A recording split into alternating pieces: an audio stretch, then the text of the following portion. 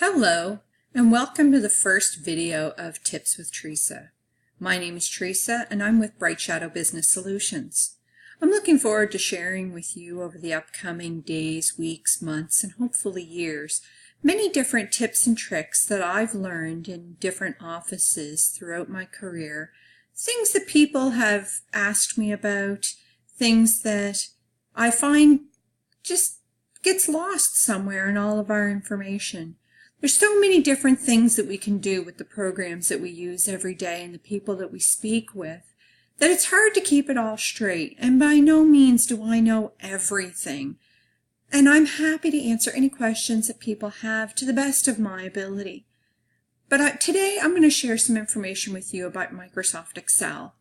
Microsoft Excel is the most used piece of software in offices today, and it's a shame how much people just don't know about it. We try to use it, we try to make it do our math for us, we try to do different calculations, but there's some simple layout things that we can learn to try to make our lives a little easier. So today I'm going to share a couple of those little things with you, and then as things come up in your place of work, please come back here and share them with me so that I can make sure that people get the information that they need to make their jobs and their lives a little easier. So let's get started. So I'm going to bring up Microsoft Excel, and here's just a little example of a sheet that I've put together of some different information, just a little thing that somebody asked me about last week. So the first thing I'm going to show you is how on this screen we see a jumble of information all together, and it's very hard to read. If we look in the notes section, it appears to go over quite far into multiple different columns. So the first thing we're going to do is we're going to highlight using this little gray box in this top left-hand corner, and it highlights the entire spreadsheet. Then, if we move our cursor over to between the A and the B, we get a double-headed arrow. If we double-click this double-headed arrow, it automatically respaces all of our columns to the largest amount of information in that column. So, for example, if instead of it saying Joe Smith here, it said my name, Theresa Typer, we can see that it moves over and spills into the next column. Again, we can double click and it will widen to the largest piece of information. The next thing we're going to talk about is wrap text. This information in this notes section goes on quite a ways, and it's still very difficult to read. So we're going to make it a lot easier to look at and a lot easier for people to see. The first thing we're going to do is highlight this cell, and then we're going to click on wrap text. Now, it doesn't look like it has done anything at this point. However, that's because the column is actually wide enough currently to hold the information. So we're going to go back up to our double-headed arrow, and we're just going to click and hold and drag it left to the width that we want this column to be. I'm going to put it there. Now, it looks like the information has disappeared, but in fact it hasn't. It has wrapped within the cell.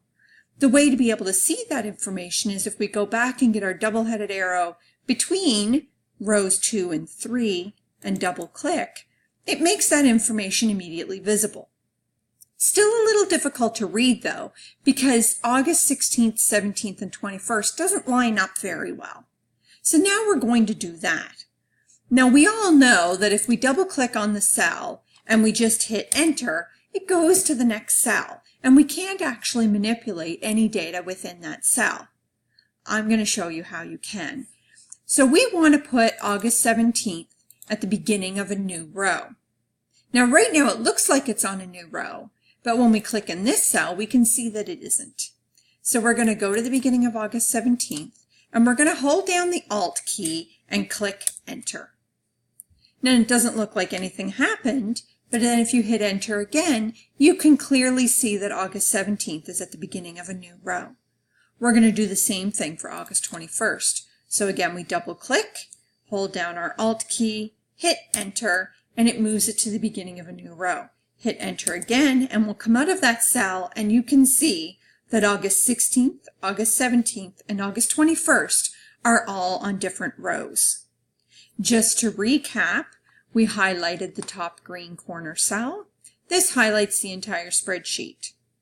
We then double-clicked between the columns to make them as wide as possible.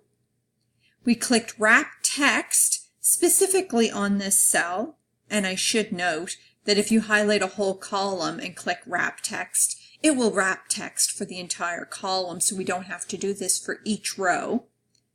Then, at the beginning of where we wanted the new row to begin, we double-click in the cell, we hold down the Alt key, and hit Enter. I hope that you find this information useful for you. I hope that you're able to use it in your everyday workplace. I look forward to hearing your guys' questions. I really love interacting with my audience. So please comment below or send me a message through Facebook, LinkedIn, or through the website www.brightshadow.ca. I hope this finds you all well and have a great day. Thank you.